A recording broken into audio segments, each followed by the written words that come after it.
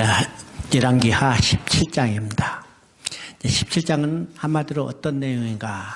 북이스라엘이 호세아 왕 때 아수르에서 멸망당하는 내용입니다. 그죠?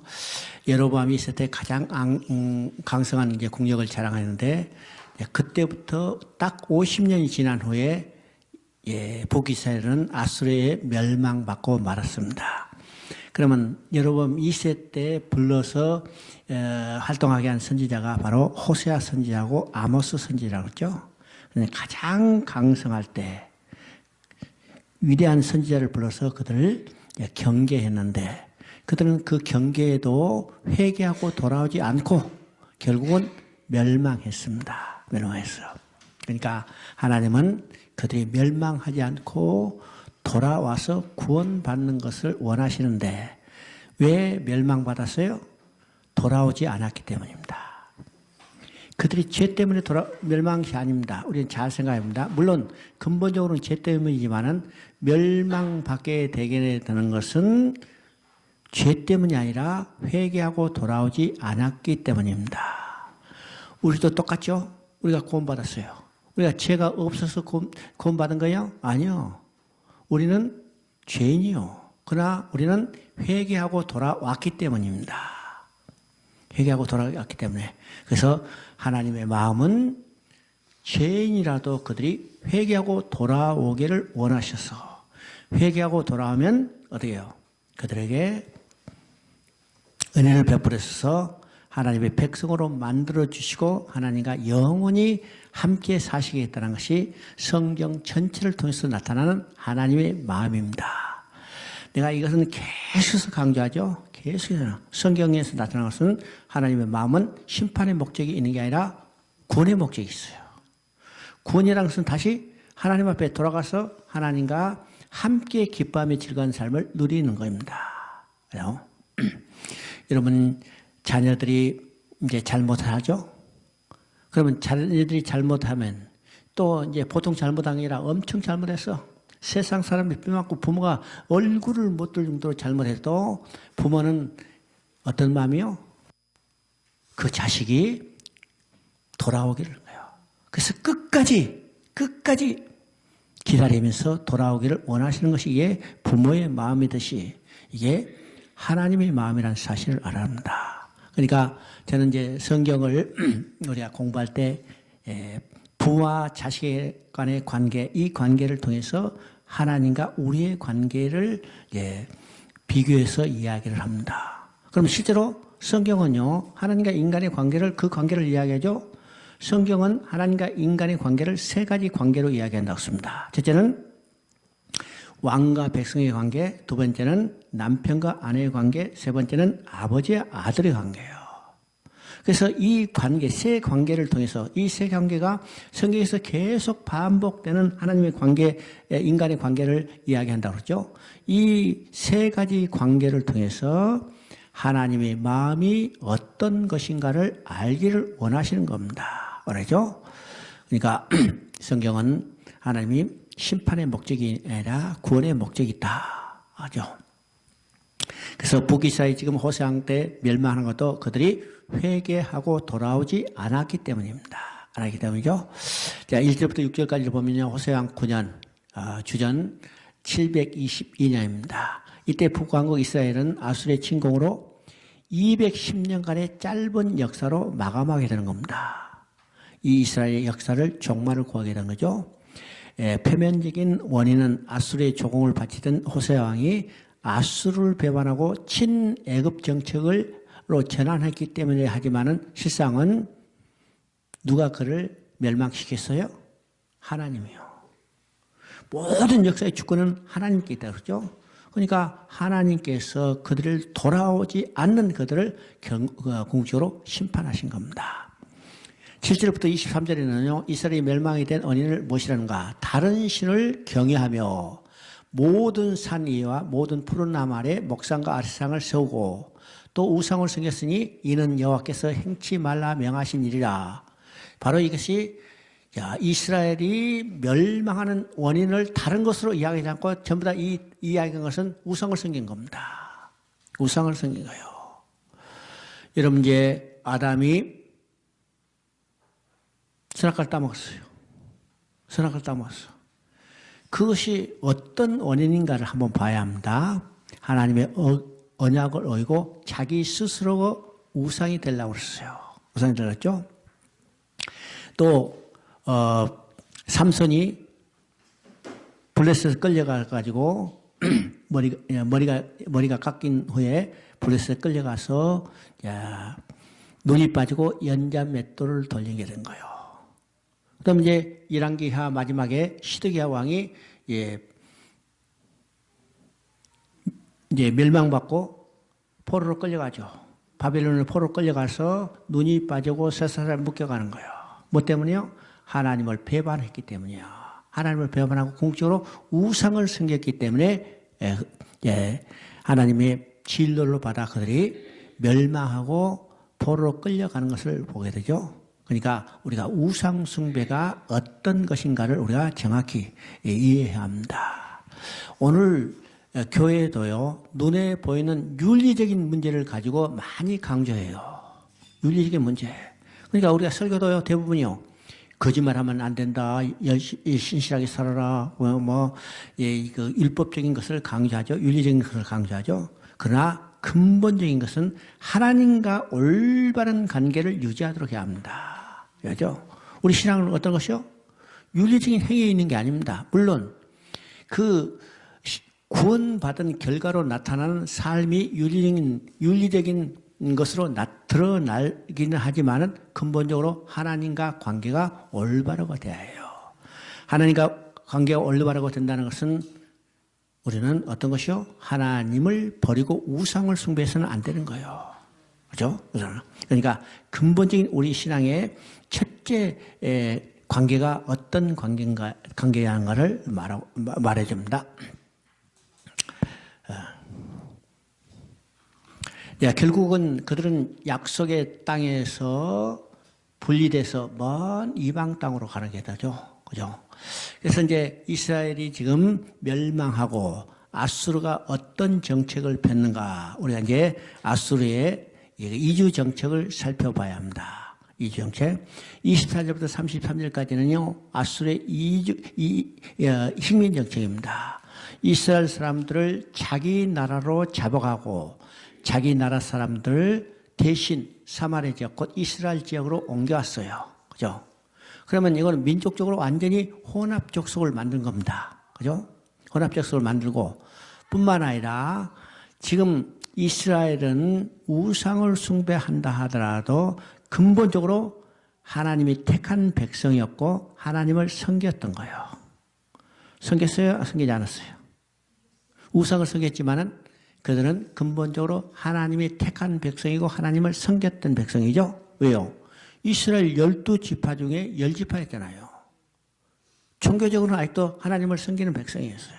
그런데 지금 아수르가 자기 백성을, 아수르 백성을 이스라엘 지역에 데리고 와서 거기서 살게 했어요.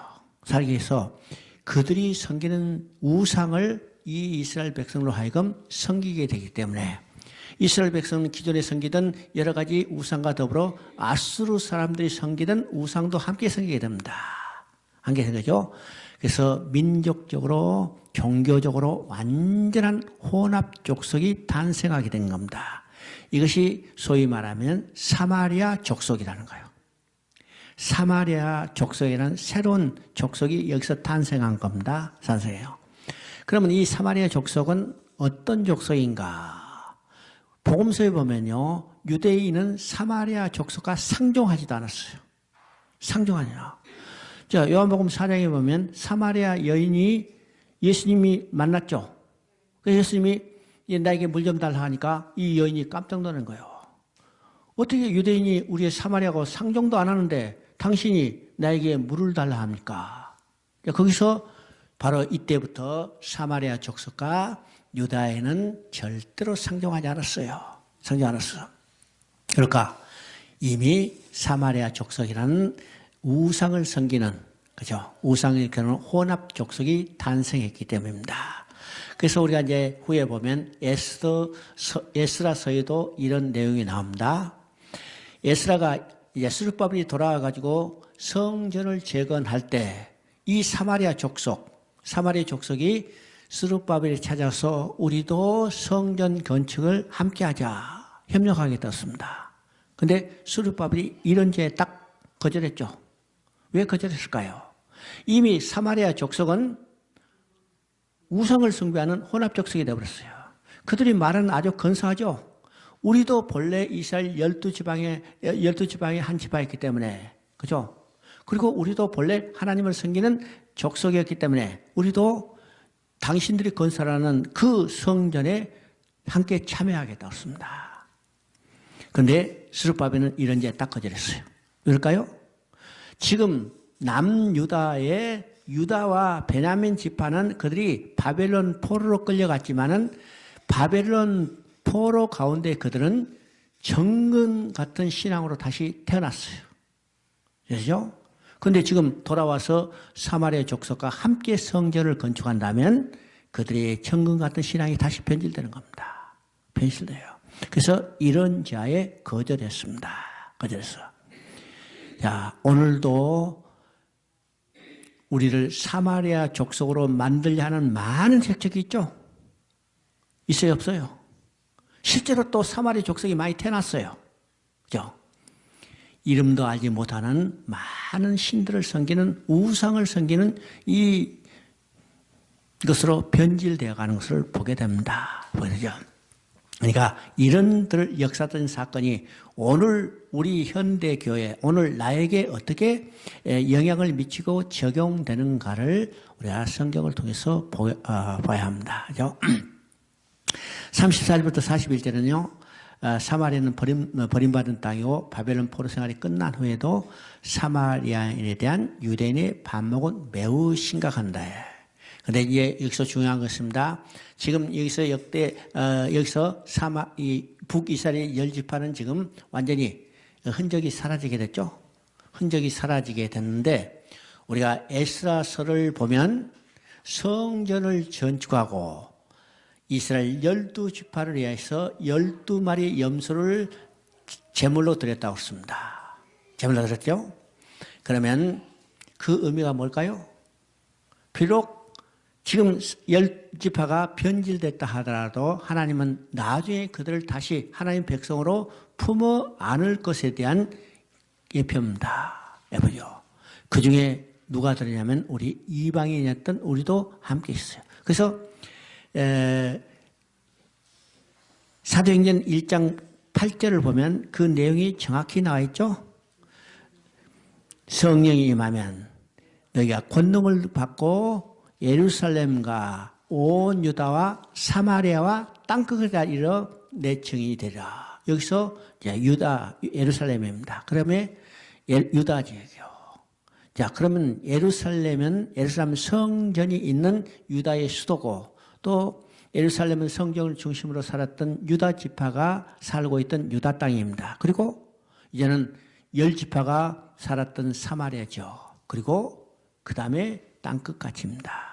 거죠. 그러니까 하나님은 비록 이 사마리아 족속이 있다 하더라도 하나님은 그들을 다시 언젠가는 품으실 것을 말씀하고 있습니다. 자, 그 다음에 열왕기하 18장입니다. 열왕기하는 그 유명한 히스기야의 유다 통치와 개혁을 말합니다. 북이스라엘은 히스기야 4년에 아수르에 의해서 포위됐다가 6년 만에 함락됐어요. 그러니까 북이스라엘의 호세아 왕이 아수르에 멸망한 때가 언제냐면 바로 남유다 히스기야 4년입니다. 시간이죠. 1절부터 8절까지는 북왕국 이스라엘의 마지막 왕이었던 호세아의 시기야 남왕국 유다에서는 그의 부왕 아하스를 이어 히스기야가 왕에 올라오게 됩니다. 그러면 아하스는 어떤 왕이라고 했어요? 아하스는 남유다에서 두 번째 악한 왕이라고 그랬죠? 악한 왕을 했습니다. 그러면 두 번째 악한 왕의 아들이 지금 히스기야 왕에 올랐어요. 그래서 이 히스기야는 자기 아버지의 그의 잘못된 행적을 보고 마음을 돌이켜 신앙 부흥운동, 종교개혁을 일으켰습니다. 그런데 놀랍게도 히스기야 아들은 남유다 가운데 가장 악한 왕이라고 평가를 받죠. 그런다. 참 히스기야가 이스라엘 선한 왕 중에 한 사람인데 그 아들은 어떻게 해요? 이스라엘 유다 왕 가운데 가장 악한 왕이라고 평가받는 거. 이것은 뭘 의미할까요? 바로 신앙이 혈통적이 아니라는 겁니다. 혈통적이 아니라는 거예요. 잘 가르쳐야 해요. 잘 가르쳐야죠. 아스를 이어서 히스기야 왕에 올라 통치하게 됩니다. 친아수르 정책으로 정치적, 종교적 독립성을 거의 상실하고 있던 유다는 히스기야에 의해서 이제는 정치적으로, 종교적으로도 완전히 새롭게 되어가고 다윗과 같이 정적했던 히스기야의 정치적, 종교적 계획은 이전에 어떤 왕과도 비교할 수 없도록 아주 강력하고 많은 업적을 남겼죠.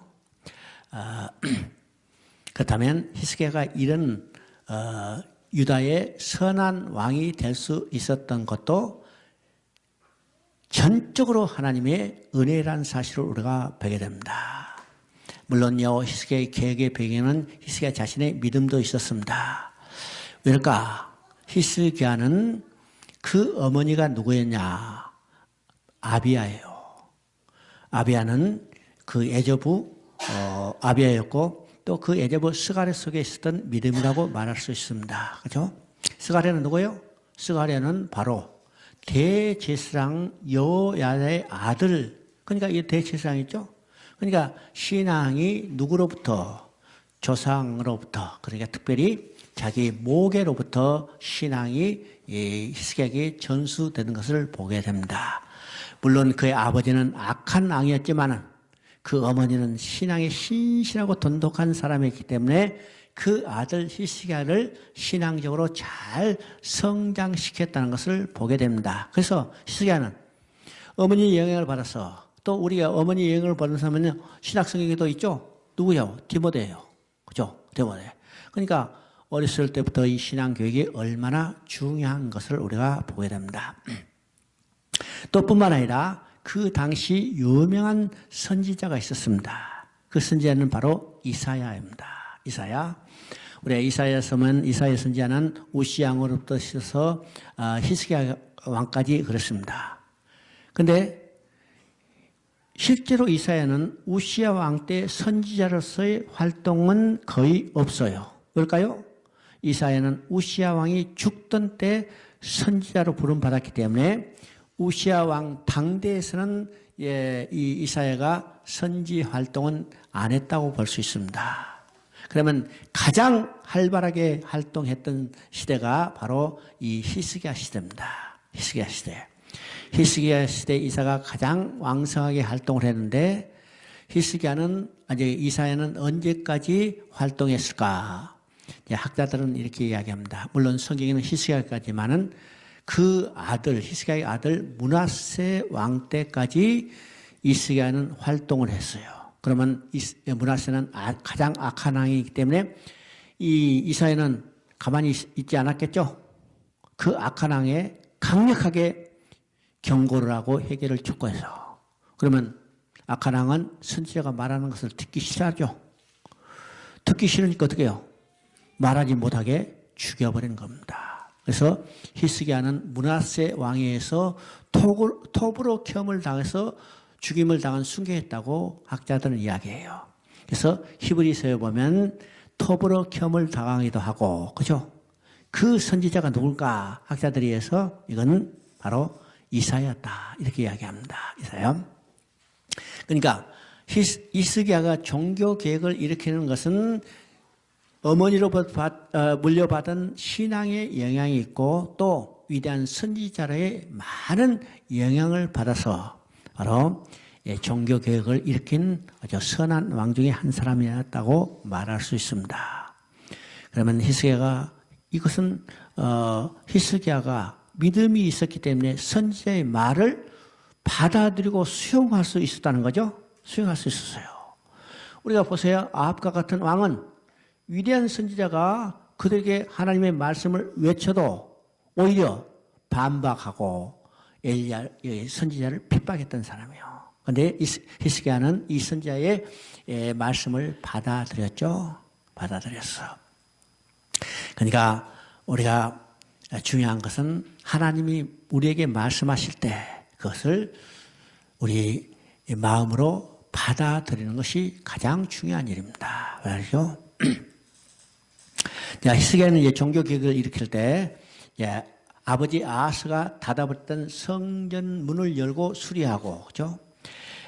어떤 왕도 제하지 않았던 산당을 제거했다고 했습니다. 이게 놀라운 일이죠.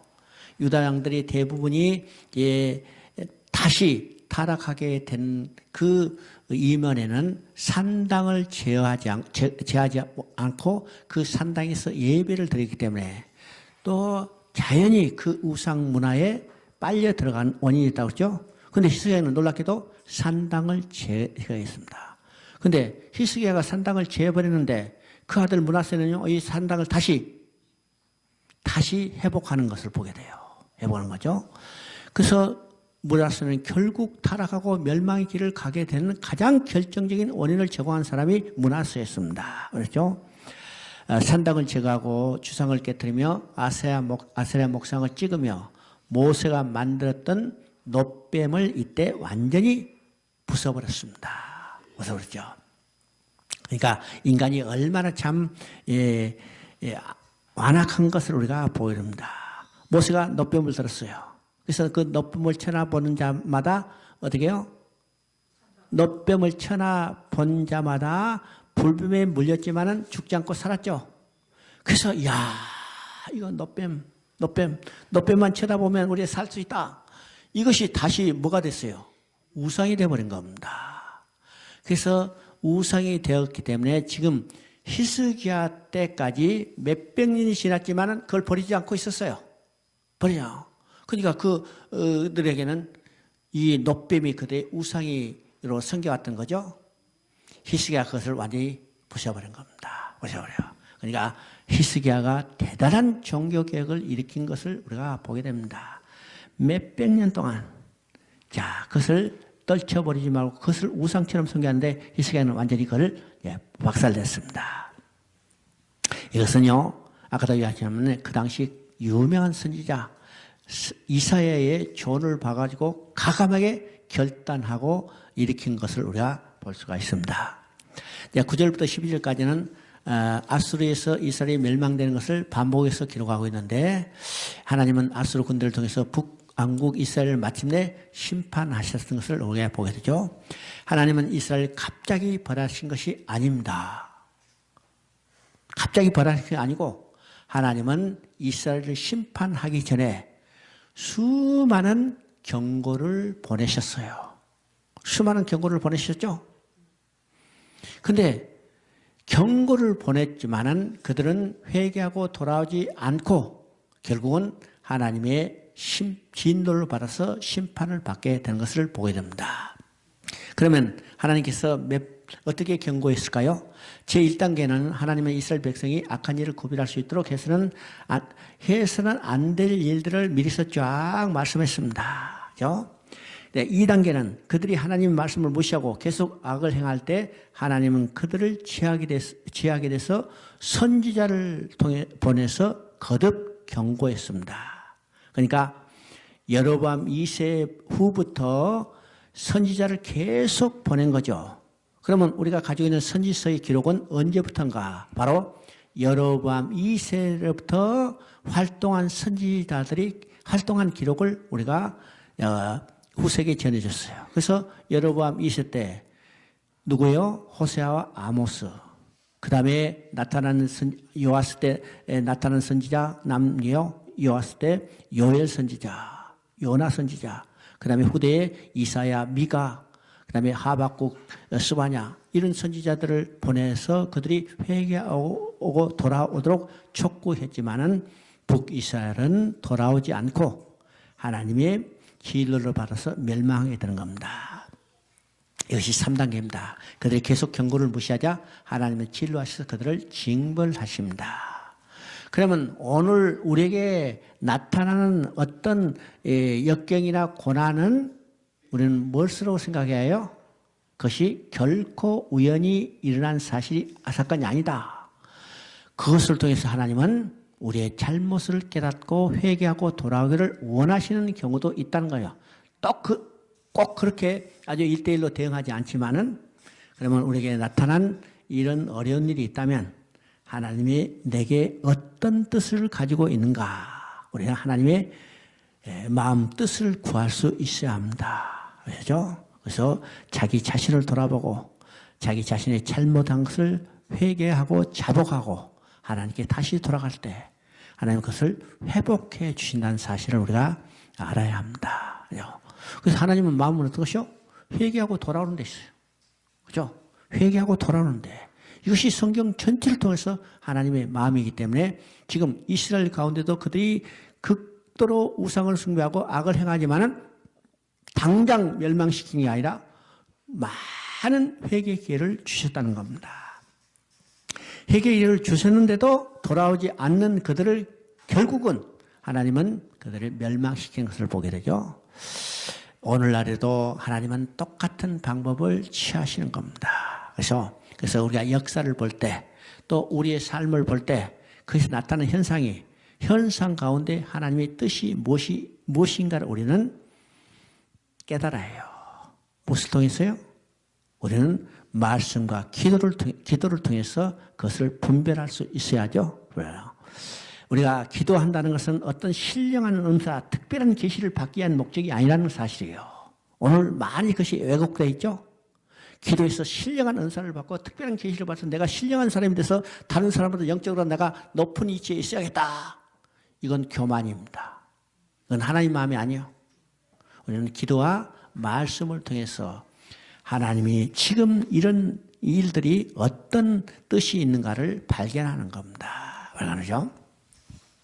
이제 13절부터 37절까지는 북이스라엘 왕국이 이걸 정복한 아수르의 왕 산헤립이 이 여세를 몰아서 남유다를 침공해서 지금 남진해 오는 겁니다.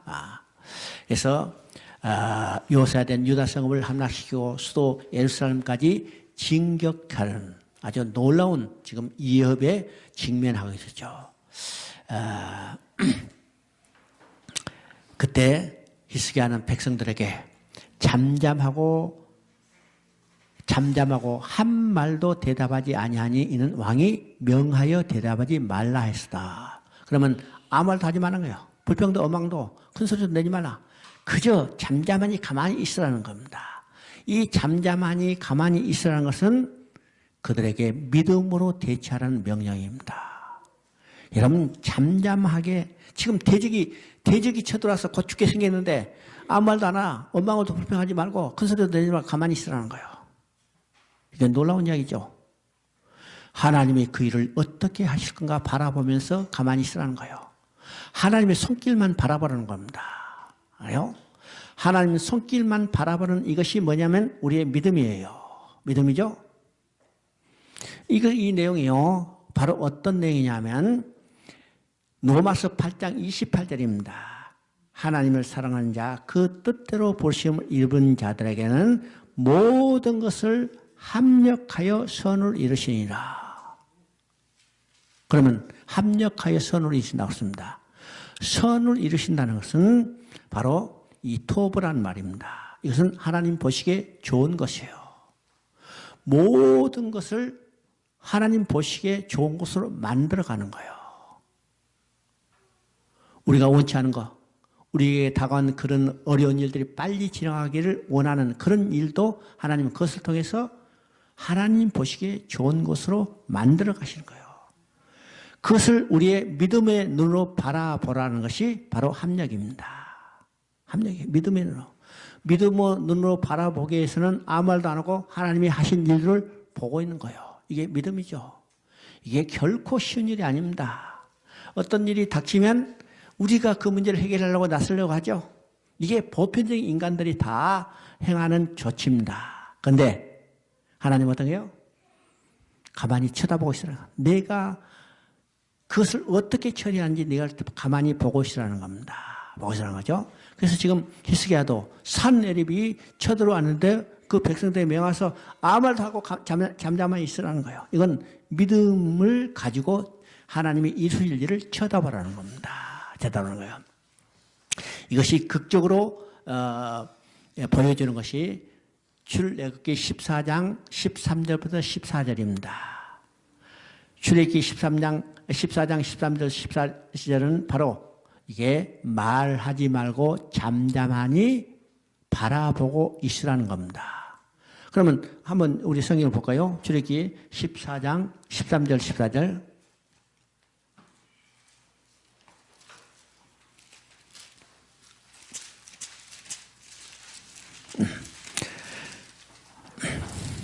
거기 보니까 모세가 백성에 이르되 너희는 두려워하지 말고 가만히 있어서 여호와께서 오늘 너희를 위하여 행하시는 구원을 보라. 너희가 오늘 본 애굽 사람을 영원히 다시 보지 아니하리라. 여호와께서 너희를 위하여 싸우시리니 너희는 가만히 있을지어다. 바로 이 말입니다. 지금 이스라엘 백성이 애굽에서 나와서 지금 홍해에 도착했어요. 홍해에 도착하자마자 그들이 입속에서는 뭘 나요? 한마디로 죽었다 말이에요.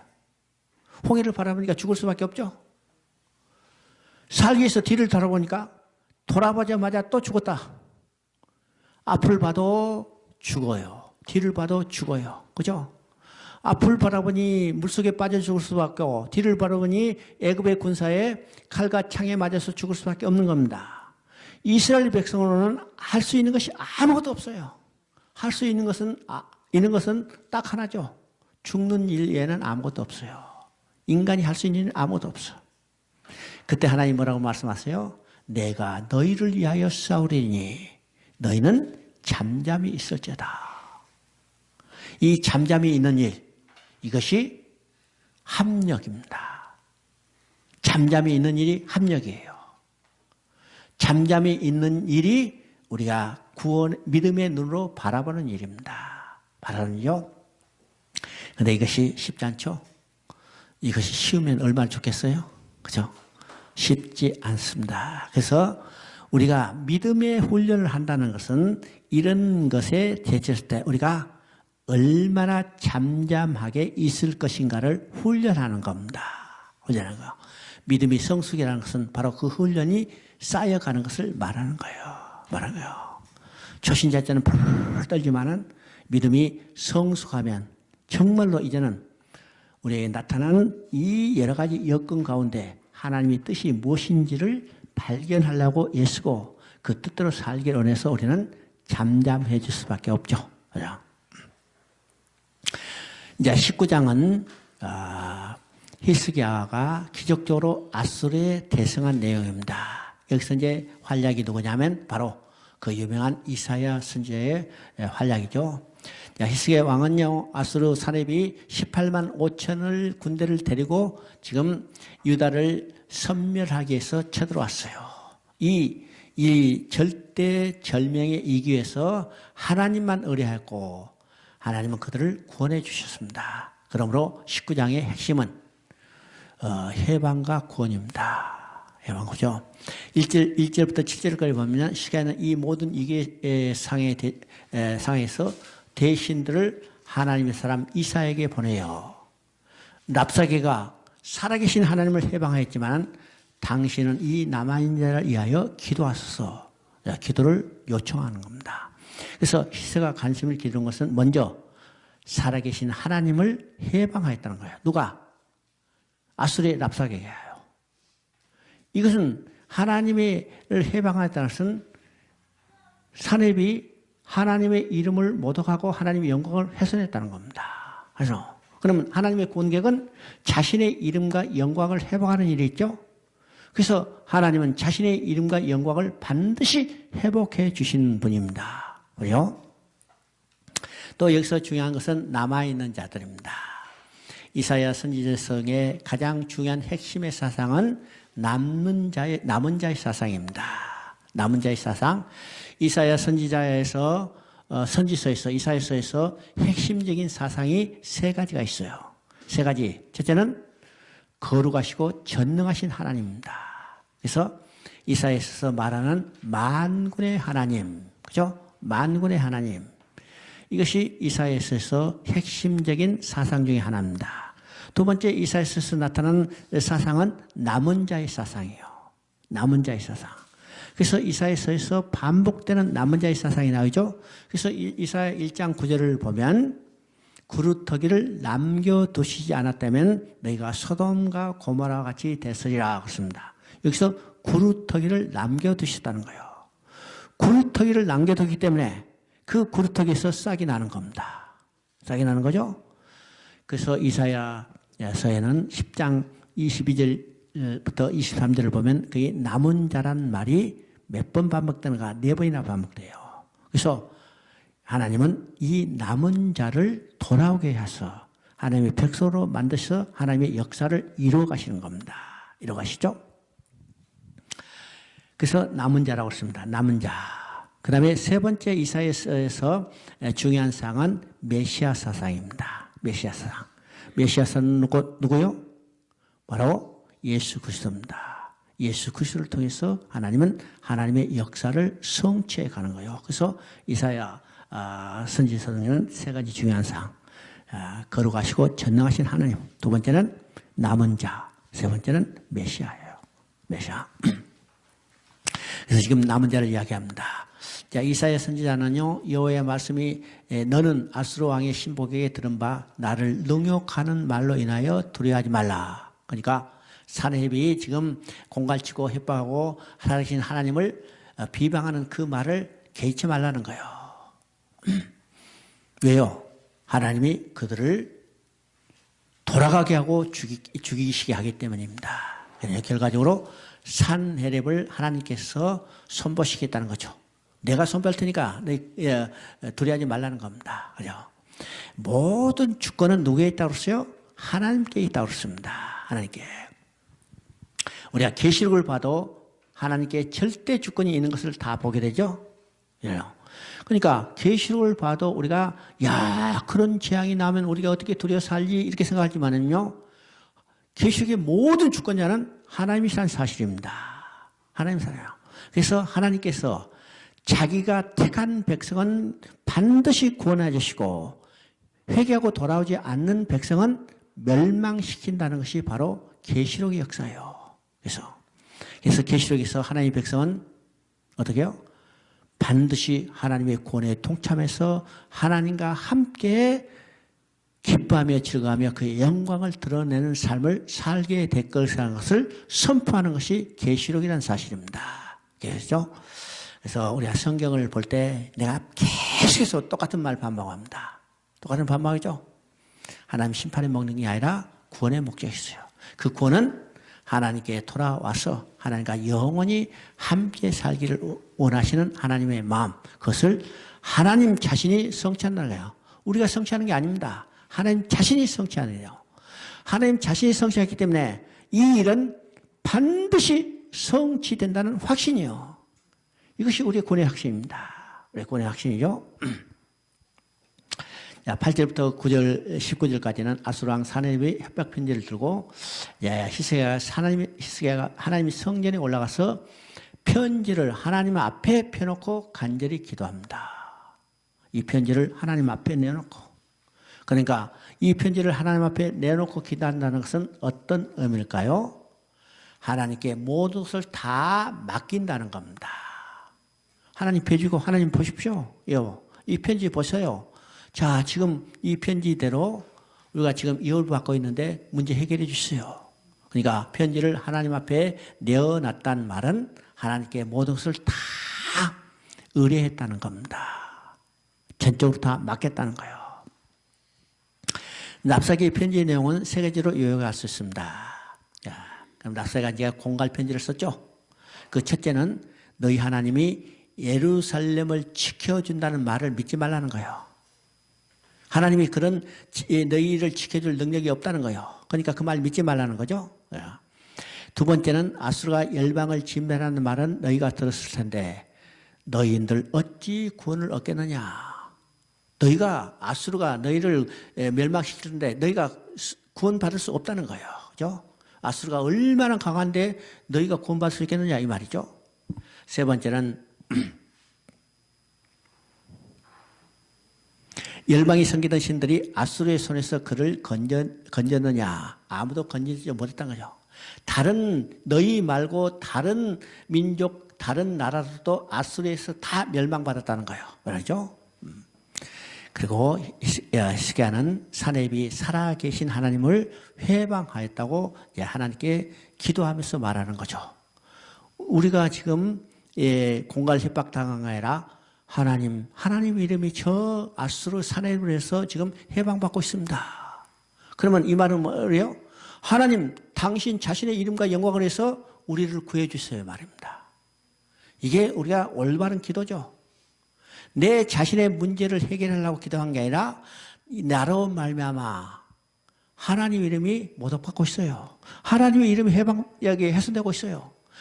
하나님 자신의 이름과 영광을 위해서 우리를 구해주세요. 구원 계획은 누가 누구를 위해서요? 하나님 자신을 위해서입니다. 하나님의 거룩한 이름을 회복하고 영광을 회복하는 것이 하나님의 구원 계획이에요. 그러니까 이것을 붙들고 지금 히스기야가 하나님 앞에 간절히 기도하고 있는 겁니다. 간절히 기도하는 거.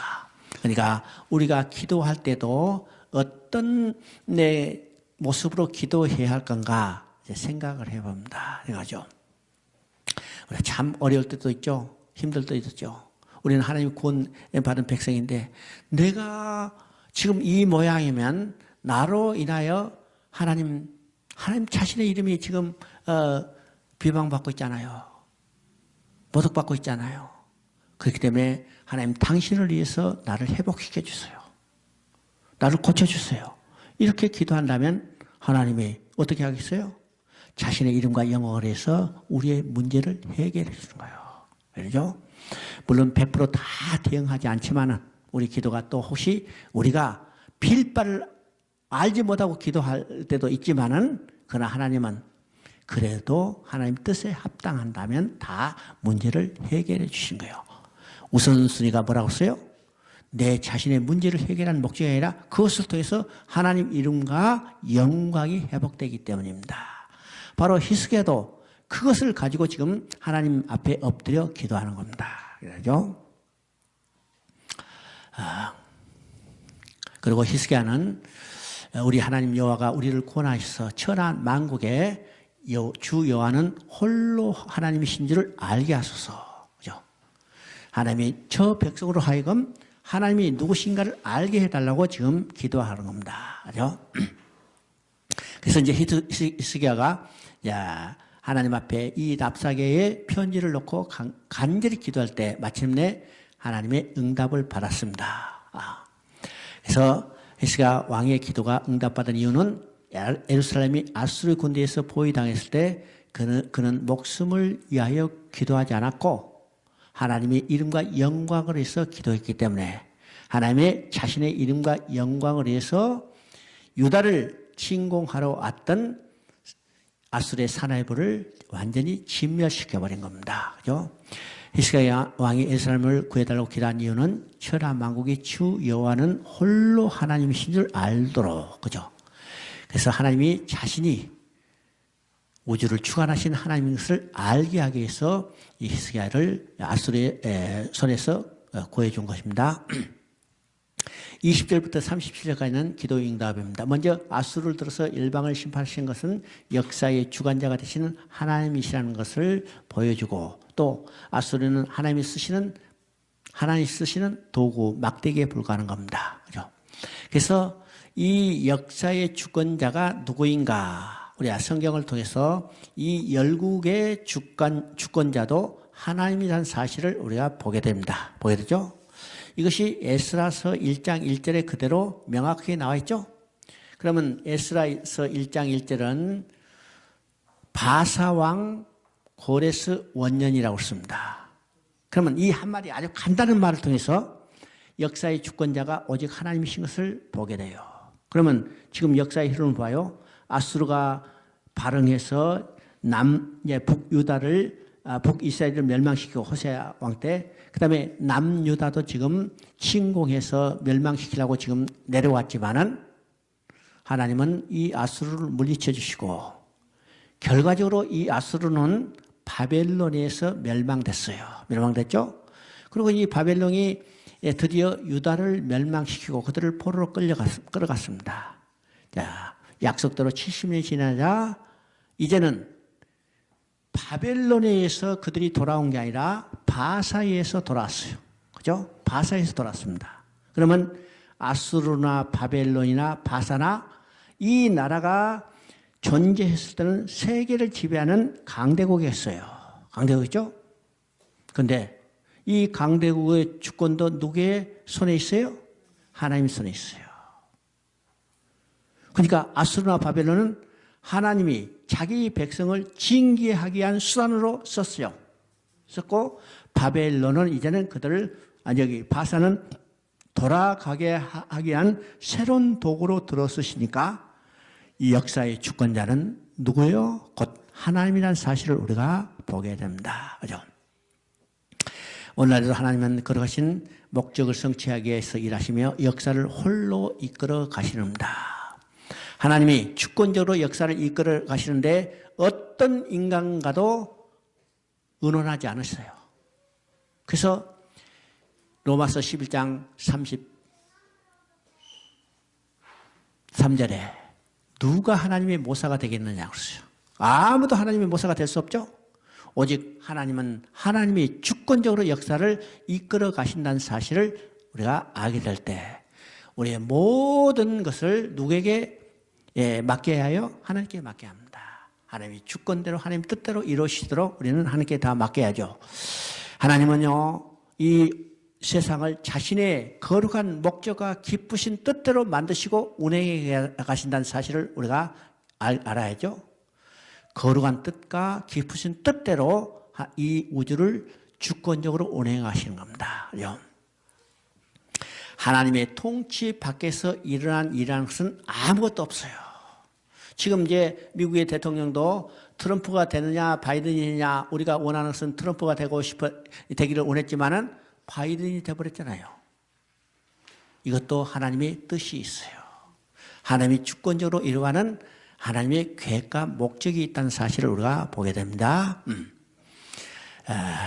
우리가 믿는 여호와는 전능하신 하나님으로서 세상을 창조하셨고 그래서 자신의 손안에 그 모든 운명을 붙잡고 운행해 가신다는 사실을 알아야죠. 알아요.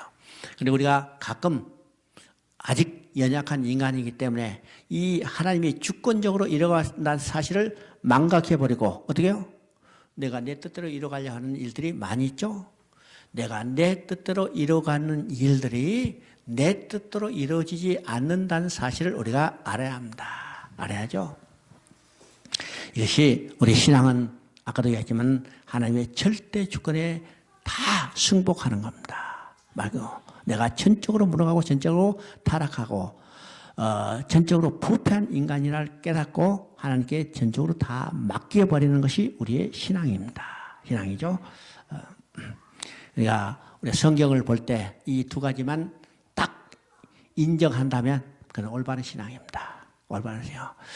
내가 할빈에 있을 때 우리 이제 동역자들이 있었어요. 지금 그 할빈에 있는 동역자들이 지금 한국에서도 중국에서도 또 다른 나라에서도 이 구속사를 가르치는로 다니는 가장 활발한 게 활동합니다. 여러분 유튜브에 보면요, 이마심 선교사가 505를 강의해요. 보셨는가? 못 보시면 한번 보세요. 그 이마심 선교사도 우리 할빈에서 딱 동역했던 사람들이에요. 그게 그 남편 되는 최선 교사도 이다. 지금 그분들도요, 지금 여기 송탄에 살고 있는 지금 조 목사도 다 그 팀이 우리가 할빈에서 함께 활동한 선교사들인데 지금도 열심히 이 성경을 가르치고 있어요. 그래서 우리가 할빈에 있을 때 이 국사를 가지고 교회도 성도들도 가르치고 또 신학생들 또는 중국에 있는 교회 지도자들을 가르쳤어요. 그러면 우리가 이제 거기서 대학생 교회를 4개를 했습니다. 우리가 직접 하는 것도 아니고 우리 여성분들 있죠. 그분들이 이제 거기를 돌봐서 교회를 할 때, 그럼 중국의 대학생들은 어떤 학생가? 물론 이제 신앙이 대물림한 사람도 있는데 그 신앙이 대물림했다 하더라도 그는 전혀 신앙 교육이 되지 않는 상태죠. 안 돼요. 그리고 이제 전혀 생자, 우리말로 하면 생자들. 그러면 그 생자들은 초등학교부터 시작해서 고등학교 졸업할 때까지 뭘 배웠어요? 완전히 공산당 사상 유물로만 배웠습니다. 그들을 딱 교회에서 데리고 오면 뭐 전혀 지금 모르죠. 그럼 그들을 어떻게 가르치는가 많이 이제 고심을 하다가 이렇게 했어요. 거기 505 교재가 있습니다. 505 교재를 가르치라. 내가 명령했어요. 내가. 그때 뭐라고 그래요? 야, 이거 성경도 모르고 생짜인데 어떻게 505 가르칩니까? 그렇게 이야기해요. 제가 뭐라고 대답하겠어요? 모르니까 가르쳐야지. 당연하잖아요. 모르니까 가르쳐야지. 그래서 9월달에 입학식을 하죠. 9월달에 입학하면 그새 붙들어다가 매주 토요일에 505를 가지고 구속사를 가르쳤어요. 가르쳐요. 석 달 지나면 이들이 딱 고백합니다. 하나님의 주권과 인간의 무능함을 고백해요. 놀라운 일이죠? 우리 지금 우리 저 뒤에 앉으신 분 아들 그 형빈이도 할빈에 나가서 구속사를 배웠어요. 그래서 지금 2년이 돼가지고 만난 겁니다. 놀라운 일이죠. 그래서 우리가 성경에서 성경 공부를 통해서 딱 우리 머릿속에 기억하는 것은 하나님의 절대 주권과 인간의 절대 무능함. 이것을 깨닫는요. 이것이 우리 신앙의 기초가 되는 겁니다. 그죠? 근데 이것이 깨달아지지 않았기 때문에 우리가 신앙생활 열심히 한다 하더라도 하나님의 주권을 인정하지 못하고 결국 자기가 하려고 그러죠. 자기가. 이것이 오늘 성도들의 신앙생활입니다. 자기가 내가 무엇을 해야겠다. 내가 뭐겠다. 인간이 할 수 있는 것은 아무도 없습니다. 우리가 하나님께 절대적으로 의지하는 거였어요. 자, 히스기야가 이제 병들어 죽게 됐습니다. 20장에 보니까 히스기야가 병들어 죽게 됐는데 하나님 앞에 전심으로 기도했어. 이 전심으로 기도하자 하나님께서 히스기야를 낫게 해줄 뿐만 아니라 그 수한을 15년 동안 연장시켜 주셨습니다. 연장시켜 줬죠? 그러면 하나님께서 왜 히스기야의 병을 낫게 해줬을 뿐만 아니라 수한을 15년 연장시켜 주셨을까요? 지금 여기서 우리가 중요한 것을 깨달아야 합니다. 야, 기도 빡세게 했더니 하나님이 축복해서 문제 해결해 줬다. 히스기야 병 낫게 해줬다. 뿐만 아니라 15년 수양 연장해 줬다. 그러면 하나님께서요, 15년 아니라 150년 연장시켜 줬으면 더 좋았겠죠. 근데 왜 150년 연장 안 시키고 15년만 연장했을까요? 이게 중요한 의미가 있습니다. 15년. 지금 히스기야 병들었을 때요, 히스기야의 후사가 없어요. 후사가 없죠? 후사가 끊어진다면 하나님께서 다윗에게 약속한 왕위가 계승되지 못하는 겁니다. 그래서 히스기야 병들었을 때 병을 낫게 해서 15년 동안 소환을 연장시켜 주므로 병을 나은 후에 자식을 낳았어요. 그 자식이 놀랍게도 므낫세입니다. 므낫세가 몇 살에 왕에 올랐느냐? 12살에 왕에 올랐다고 그러면 히스기야 병들었으니까 죽게 됐으니까 병 나와서도 몸을 보신해야죠. 보신한 다음에 이제 아이를 생산해서까지 언젠가 대강 3년 잡는다. 그러면 3년 만에 자식을 낳아서 그게 12살 때 왕에 오릅니다. 그러면 이 시대는요, 12살이면 인간이 자기의 판단 능력을 가지고 일을 행할 수 있는 시간입니다. 그래서 12살에 왕에 올렸어요. 그것이 15년이죠. 그러니까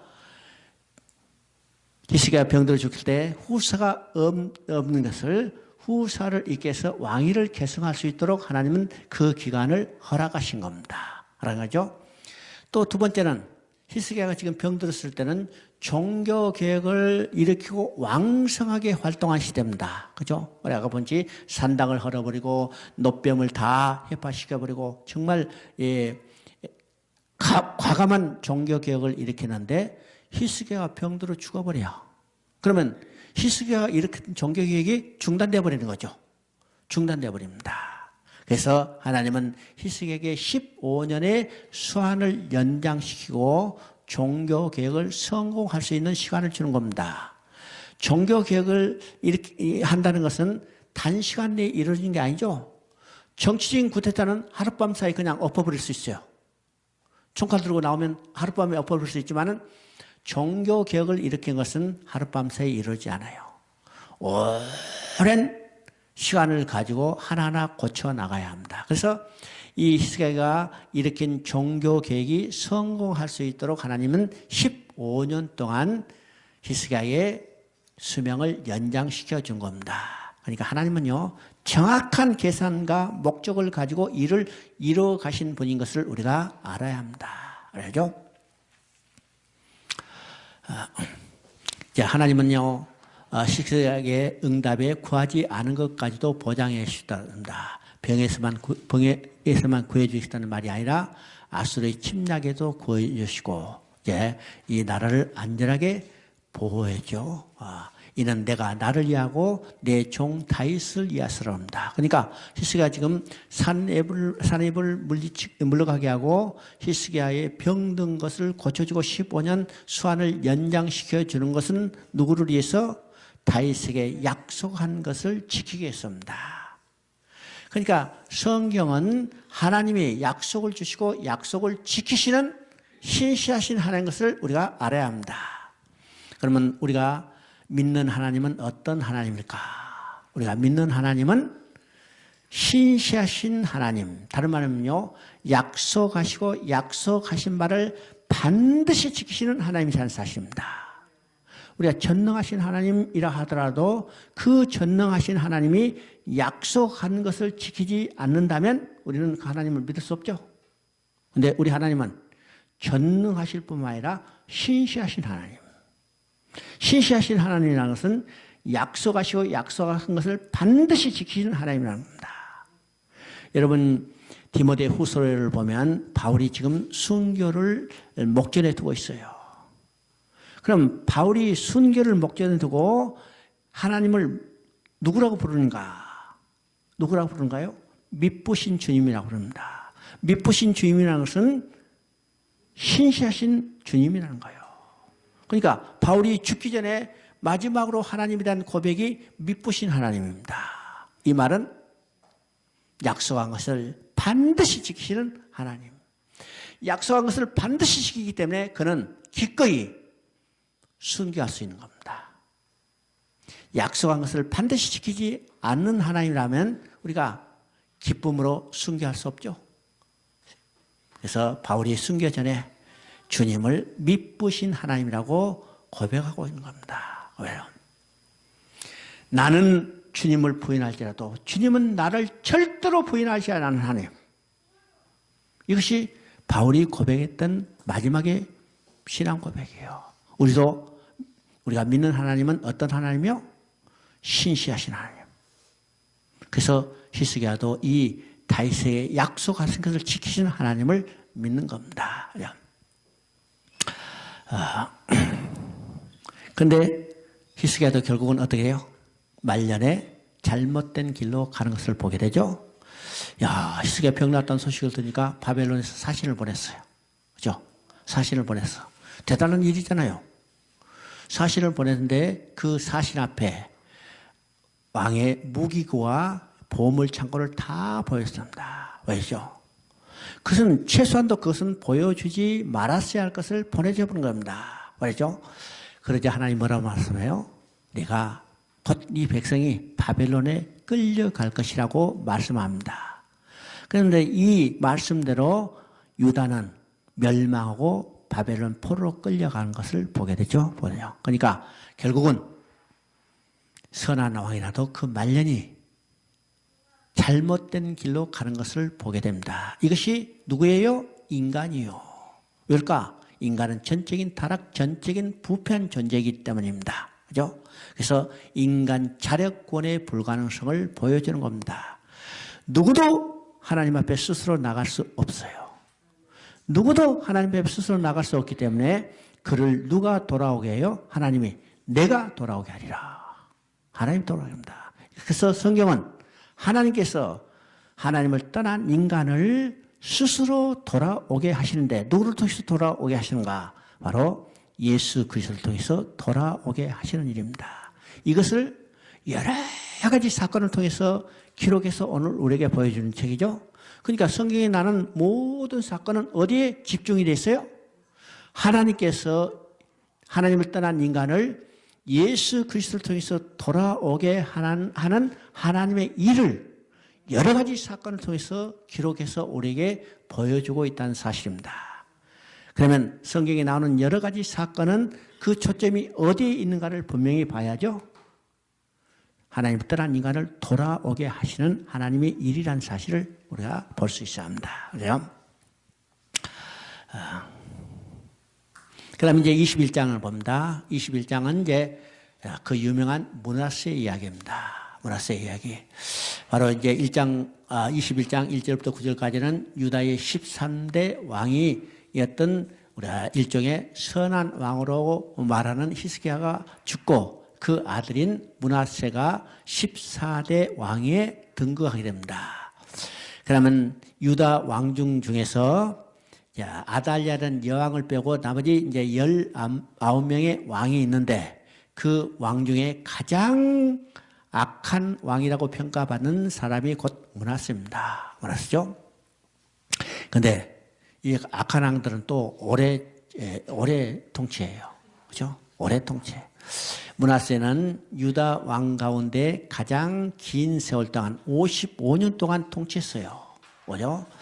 55년 동안 유다를 통치하면서 북왕국 이스라엘의 멸망이 원인이 됐던 바알을 숭배합니다. 그리고 일월 성신을 숭배하고 또 하나님이 가장 금하셨던 인신 제사를 드립니다. 그러니까 사람을 제물로 드리는 거예요. 이건 사람이 제물로 드리는 것은 이방 사람들이 사람을 제물로 드렸던 거예요. 몰록에 제사할 때 그 아들을 드리고 하는 그런 모습이 봐죠. 그러니까 이방 사람들이 그들이 우상에게 드렸던 제사의 방법이 곧 사람을 제물로 드린 겁니다. 그런데 므낫세가 바로 그것을 따라했어요. 또 우상을 제작하고 모든 악행을 자행한 것을 보겠죠. 므낫세의 결정적인 죄악은 어떤 것인가? 하나님의 거룩한 이심을 두시라고 말씀하신 하나님의 성전 안에 우상을 제입니다. 이 성전 안에 우상을 세운 죄악은요, 북이스라엘 남유다 모든 왕을 다 봐도 오직 므낫세 혼자예요. 아합이요, 가장 악한 왕이라고 평가를 받았지만은 성전 안에까지는 우상을 드리지 않았어요. 왕궁 안까지는 우상을 드렸지만은 성전 안까지는 우상을 드리지 않았는데 므낫세 왕에서는 어떻게 해요? 성전 왕 안까지 우상을 드렸어요. 왜요? 그래서 그 결과 자, 유다가 멸망하는 결정적인 원인을 제공하죠. 그러면 여기서 이제 중요한 것을 봅니다. 지금 므낫세가 성전 안에까지 우상을 섬기는 것을 도입했기 때문에 에스겔서를 보면, 그죠? 에스겔서를 보면 그 성전에서 70인 장로와 그 다음에 여인들과 25명의 제사장들이 성전 안에서 우상을 숭배하는 것을 보게 됩니다. 에스겔 시대는 어느 시대요? 에스겔 시대는 므낫세 후에 여호야긴 왕 때 사람이죠. 그러니까 므낫세가 성전 안에 우상을 숭배하는 것이 그대로 계속해서 이어졌기 때문에 에스겔 시대에 에스겔이 본 환상 가운데도 제사장과 70명의 장로와 여인들이 성전 안에서 우상을 숭배하게 되는 것을 보게 됩니다. 그러니까 므낫세가 하는 일은 어떤 일인가? 이스라엘 유다가 멸망하는데 가장 결정적인 원인을 제공했던 사람이 므낫세라는 사실입니다. 그러면 우리가 이제 이스라엘 역사를 봅니다. 이스라엘이 멸망하는데 근본적인 원인을 제공했던 사람이 누굴까요? 이스라엘을 멸망하는데 근본적인 원인을 제공했다는 사람은 솔로몬입니다. 이스라엘, 유다가 멸망하는데 결정적인 원인을 제공했던 사람은 므낫세예요. 솔로몬이 타락하지 않았다면 하나님은 뭐였어요? 그 왕위가 영원히 계승되었을 텐데 하나님, 솔로몬이 타락했잖아요. 우상을 숭배했잖아요. 많은 우상을 숭배했죠. 하나님이 뭐라고 하세요? 내가 나라를 확 쓸어버리고 싶지만은 한 지파를 남겨두시겠답니다.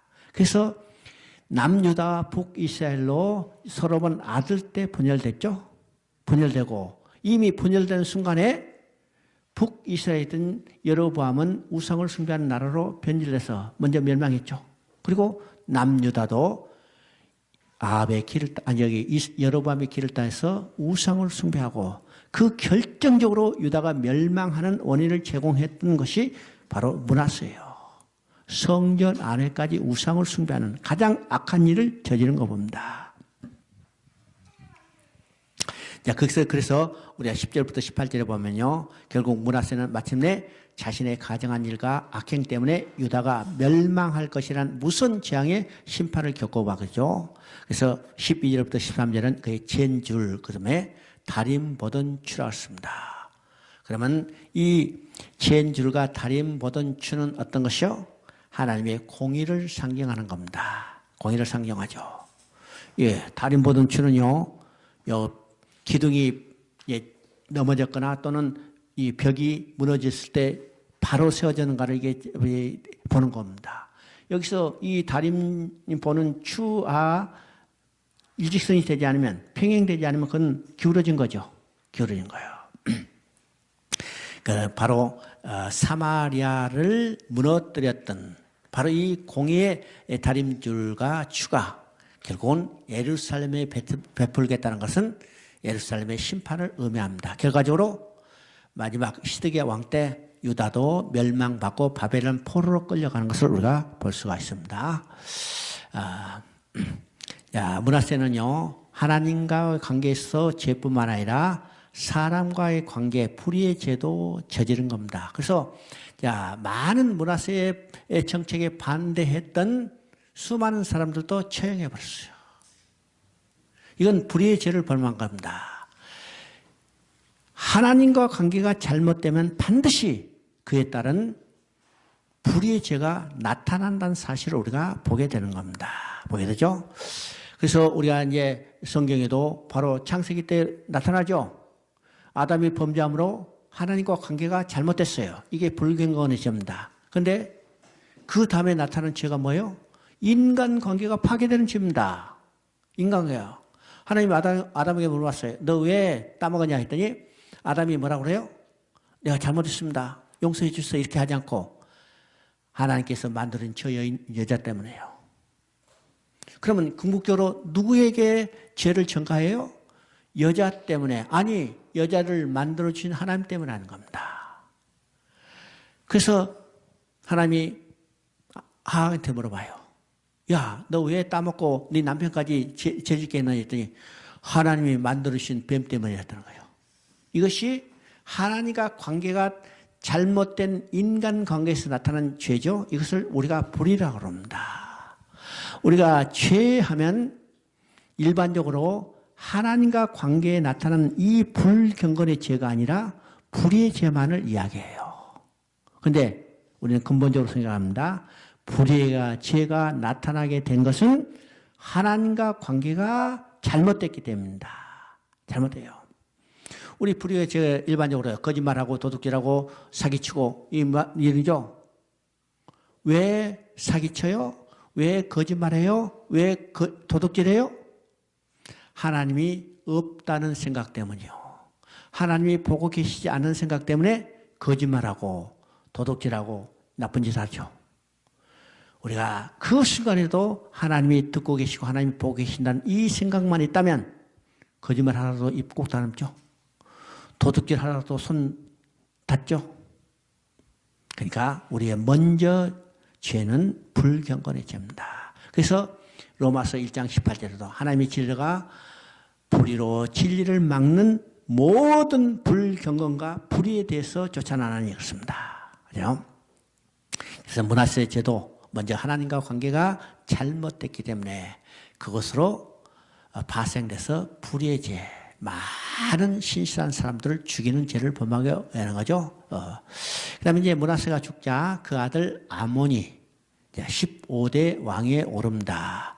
이 아몬은 자기 아버지의 영향을 받아서 불과 2년밖에 왕위에 제의하지 않았지만은 그도 똑같이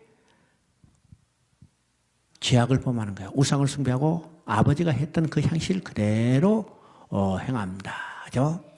그래서 22절, 23절을 보면 그 20절을 보면 그렇게 써요. 그 부친이 섬기던 우상을 섬겨 경배하고 그 열조의 하나님 여호와를 버리고 그 길로 행치 아니하더니 그 신복들이 반역하여 왕을 궁중에 죽임에. 그러면 여기서 보면 이제 북이스라엘은 19명의 왕이 있는데 그 왕조가 9번의 반역에서 바뀌었다고 그랬습니다. 바뀌었다고 그래요. 근데 남유다는 그 왕조는 한 번도 바뀌지 않았어요. 그죠? 왕조는 한 번도 바뀌지 않고 대신 반역이 3번 있었습니다. 반역이 3번 있었어요. 그 반역은 신하들에서 왕이 죽임을 당한 반역입니다. 첫 번째는 요아스요. 그죠?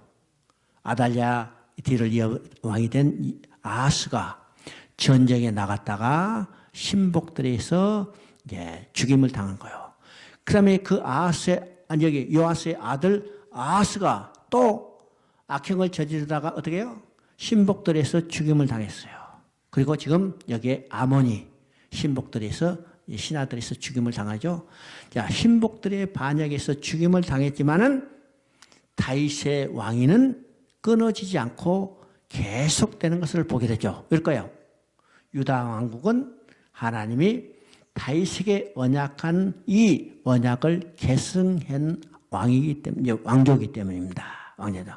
그러면 이 왕조는 어디까지 이어지는가? 바로 예수 그리스도까지 이어지는 것입니다. 그렇죠? 그러면 열왕기 22장을 봅니다. 이게 이제 요시야의 유다 총치입니다. 그러니까 지금 봅니다. 히스기야 왕, 그 다음에 므낫세, 그 다음에 그 아들 아몬, 그 다음에 요시야 왕입니다. 그러면 이 주기를 보면 참 재밌죠? 재밌어요. 그 앞에 아사가 있었고, 그 다음에 거기에 쭉 있다가 아사 다음에 여호사밧이 있었고, 여호사 다음에 우시야 왕이 있습니다. 우시야 왕이 쭉 이어다가 요시야 왕이 있고, 요아스 왕이 있고, 요아스 왕이 쭉 아하스 이어다가 그 중간에 히스기야가 나타났죠. 그리고 히스기야 아들이 므낫세고 그 다음에 그 아들 암몬이. 그러면 4대 만에 또 어떤 거요? 선한 왕이 나타난 것을 보게 됩니다. 그러니까 이 유다는요, 기울어질만 하면 선한 왕이 나타나서 종교개혁을 한번 일으키는 거고, 또 그 다음에 악한 왕이 통치하다가 또 선한 왕이 한번 일어나서 종교개혁을 일으키고, 이렇게 이 순서를 여기 보게 되죠. 그러니까 하나님은 마음은 그 왕위가 계속 지속되고 오직 하나님께 돌아와서 하나님만 섬기는 나라가 되기를 원하셨어요. 그런데 이런 선한 왕이라도 결국은 어떻게 해요? 나중에 타락한 모습으로 나타난 것을 보게 됩니다. 이것을 통해서 우리가 뭘 볼 수 있는가? 인간의 전적인 타락을 보게 된다고 그러죠. 그럽니다. 그래서 지금 요시야 왕이 두 할아버지 또는 아버지가 그 악한 행실을 보고 이래서는 안 되겠구나 깨닫게 되는 거죠. 그래서 종교 개혁을 일으킨 겁니다. 이것이 마지막 5번째 선한 왕으로 종교 개혁을 일으켰어요. 그러면 이 종교 개혁을 일으킬 때 영향을 미쳤던 사람이 누구냐면 바로 스바냐 선지자입니다. 스바냐 선지자. 스바냐 선지자는 바로 왕손 중에 왕족 중에 한 사람이에요. 그래서 이 요시야가 왕위에 올라서 종교 개혁을 일으키는데 아주 큰 길을 예비하는 선지자로서 역할을 한 겁니다. 역할을요. 그래서 스바냐의 외침을 보면 여호와의 분노의 큰 날이 올 것이다. 그러면 여호와의 분노의 큰 날이 오게 된다면 어떻게 해요? 그들이 회개하고 돌아오라는 거예요. 그래서 스바냐 선지자의 영향을 받아서 요시야는 이제는 종교 개혁을 일으키는 겁니다.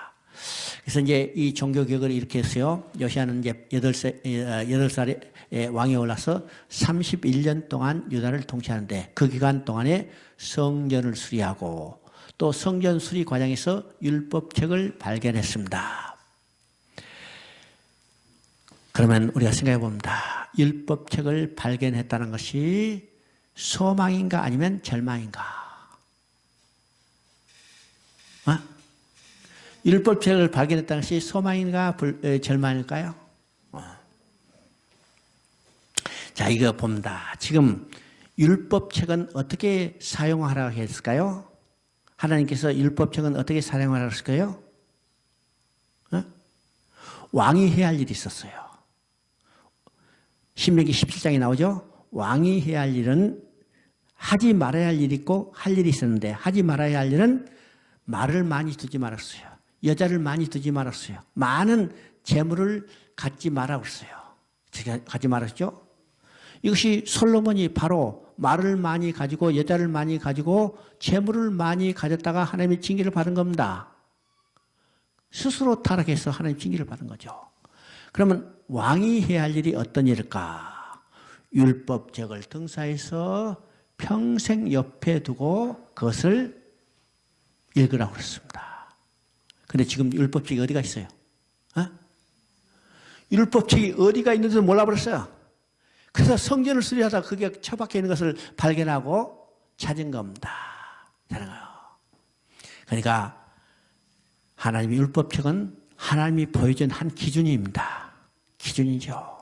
그런데 율법책이 어디 있는지도 모르고 왕들이 그것을 소홀히 했다는 것은 하나님의 뜻대로 살아가지 못했다는 사실을 이걸 반영해 주는 겁니다. 반영하죠.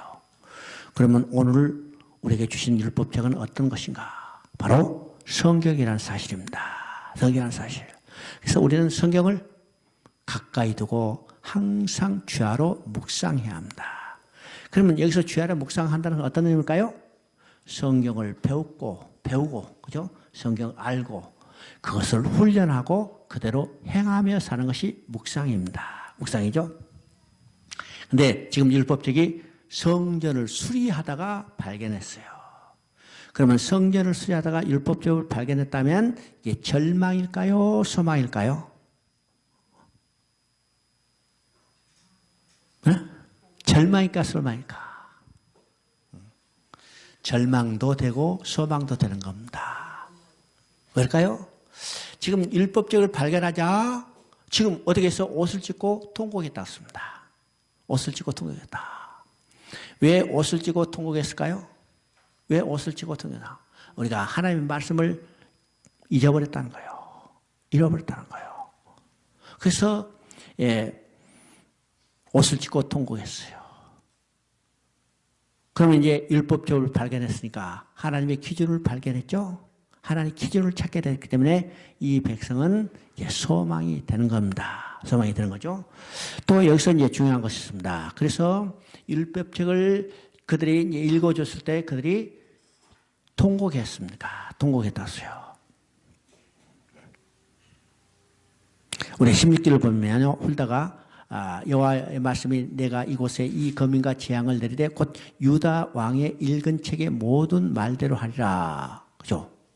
그러면 율법책에 기록된 대로 재앙을 내리겠다는 재앙입니다.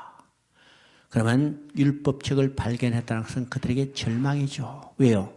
율법책에 기록된 대로 재앙을 내리시겠다는 거예요. 그러니까 그들은 통곡합니다. 야, 우리 이제 재앙을 받겠구나. 이것이 율법책의 역할입니다. 율법책은 역할은 어떤 것이요? 우리의 죄를 깨닫게 하는 겁니다.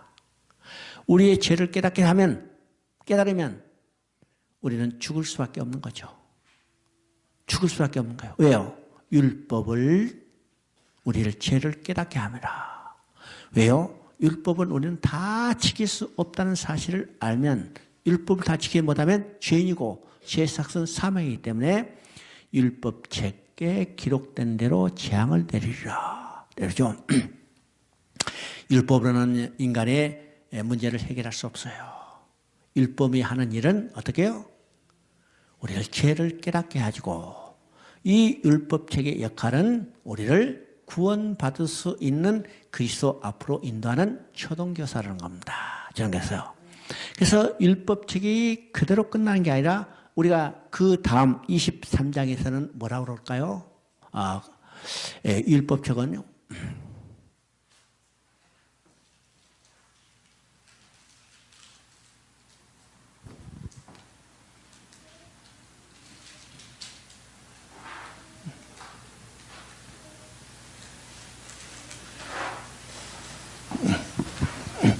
그 다음에 보면요, 이 율법책을 은혜의 책이라고 그럽니다. 은혜의 책, 언약의 책이라고 그럽니다. 언약의 책. 예, 율법표를 발견했는데 나중에 이것을 언약의 책이라고 할까요? 율법을 통해서 우리가 죄를 깨닫게 하고, 우리는 뭘 붙들어야 해요? 하나님의 언약을 붙들어야 합니다. 그 언약은 어떤 언약일까? 메시아를 보내주겠다는 약속이죠. 이 언약을 붙들어야 합니다. 율법으로는 우리가 문제를 해결할 수 없고, 하나님의 언약의 근거에서 우리는 구원받게 되는 겁니다. 그래서 이제 23장에 보면요, 요시아가 종교개혁을 일으키는 거죠. 그래서 23장을 해석하는 열쇠는 다른 건 뭐냐? 바로 언약책이라는 말입니다. 22장에서는 율법책을 발견해서 율법책이라고 했는데, 이 율법책은 다른 의미로는 또 언약이에요.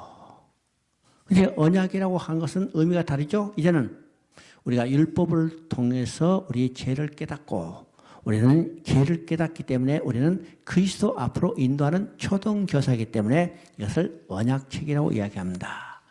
율법책 하면요, 그것이 법전이 되어 불가합회 앞에 심판계 결부되지만은 율법책대로 하면 우리가 저주받을 수밖에 없죠. 그런데 언약책 하면 은혜가 결부되는 겁니다.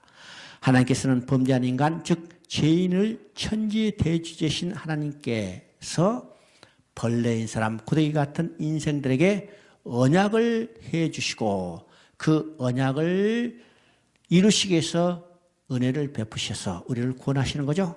그래서 이 율법책을 23장에서는 언약의 책이라고 말합니다.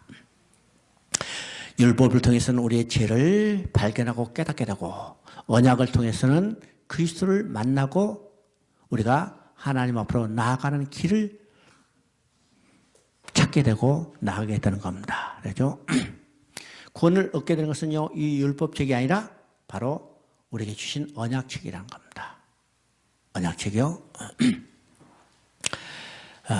요시아는 성전에 발견된 율법책의 말씀에 따라서 유다 전역에 걸쳐 우상을 척결하고 이스라엘 역사일에 없었던 완벽한 유월절 절기를 준수했습니다. 그러면 유월절 절기를 준수한다는 것은 어떤 의미일까요? 하나님의 언약 안으로 다시 들어왔다는 겁니다. 그러면 유월절은 무엇을 예표해요?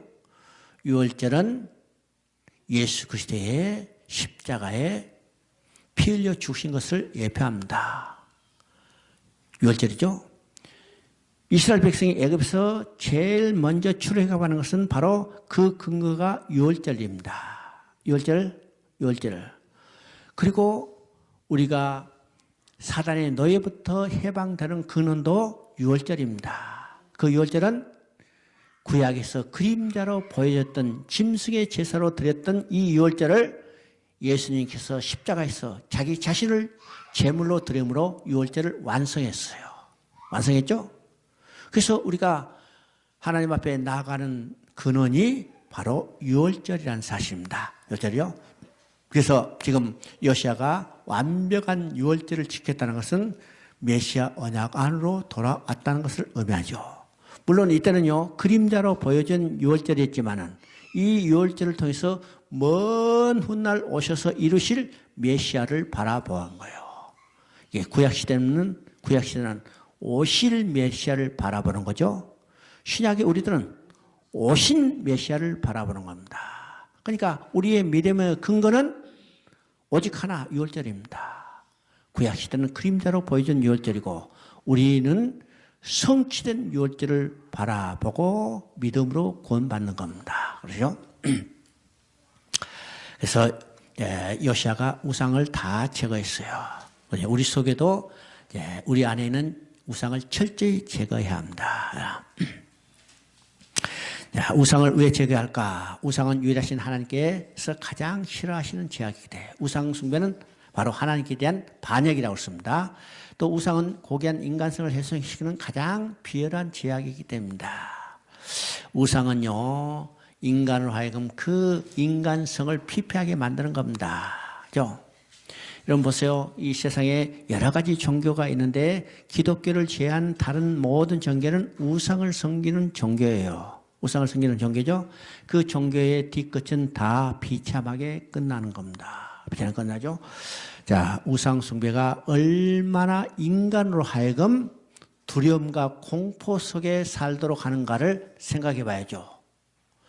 다른 종교를 가진 사람은 평안을 누릴 것 같지만 그들은 그 마음속에 심히 두려움이 있는 거예요.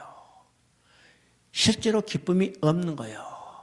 여러분요, 중들 보세요. 그들이 기쁨이 있는 것 같지만은 실제로 기쁨이 없어요.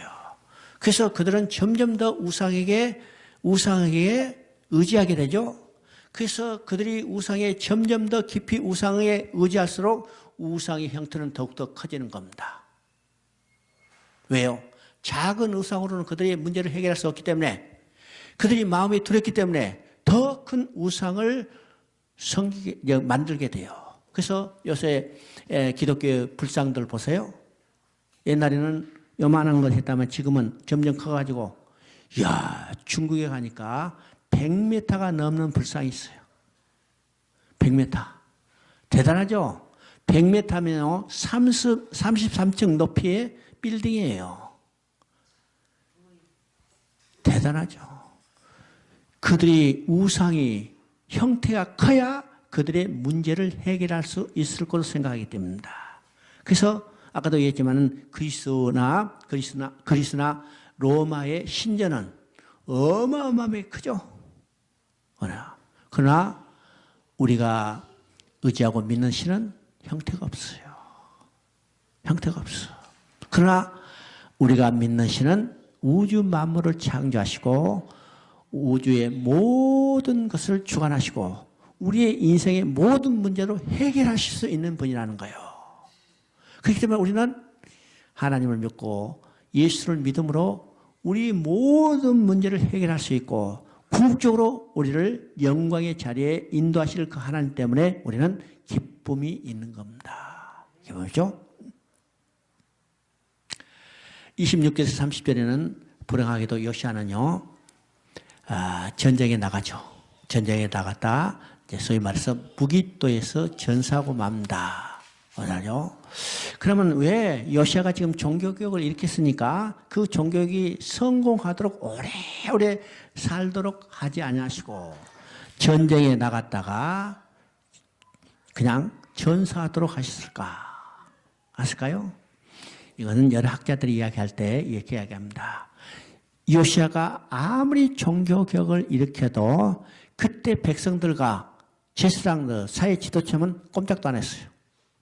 이건 가라앉은 찌꺼기 같이 됐다고 그러죠? 찌꺼기 같이 됐어요. 야, 학자들은 이야기합니다. 히스기야는 밑으로부터 개혁을 일으켰다면 요시아는 위로부터, 그죠? 업다운 형태로 종교개혁을 일으켰기 때문에 백성들이 움직이지 않는 생들은 종교개혁이 성공할 수 없어요. 성공할 수 없어. 그래서 아무리 있어도 안 되는 너 그만둬라. 빨리 와라. 빨리 와라. 그래서 하나님은 요시아를 전쟁에 나가서 전사하게 만드셨다고 합니다. 그러면 요시아가 죽은 후에 이 백성들이 얼마나 심하게 부패하고 타락하는 것을 우리가 그 뒤에 역사를 보게 되죠. 왜요? 이제는 하나님은 이 백성은 이제는 돌아오지 못하고 돌아올 생각도 않기 때문에 결국 너희들도 심판을 받을 수밖에 없다. 그때가 됐다는 거예요.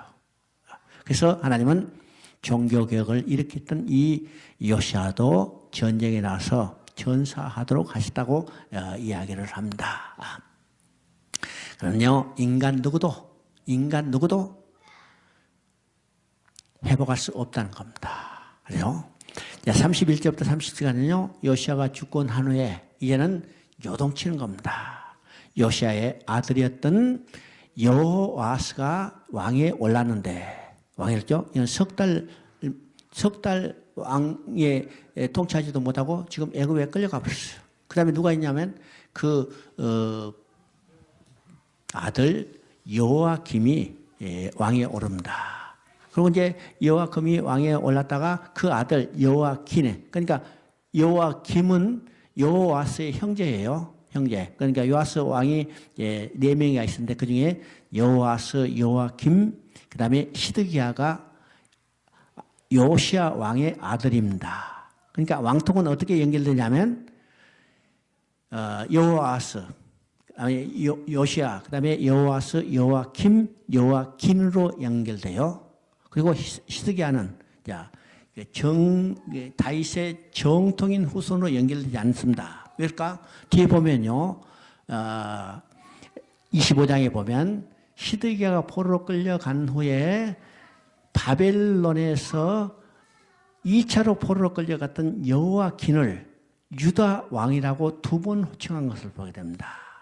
그러면 다윗의 왕의 계통은 바로 여호야김을 거쳐서 그 아들 여호야긴으로 연결되고 그 왕통이 쭉 연결돼서 예수같이 연결된 것을 보게 되죠.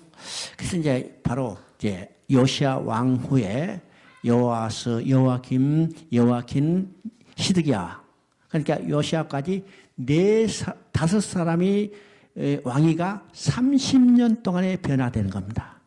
야, 30년 만에 왕이 5번 변화된 것은 놀라운 이게 혼란이죠. 결국 유다도 바벨론에서 멸망받고 말게 되는 겁니다. 이것이 이제 24장도 여러 왕이 혼란했으니까 지금 짧은 시간에 지금 반복해서 왕위가 바뀌는 이 혼란상을 보여줍니다. 보여주고 그 다음에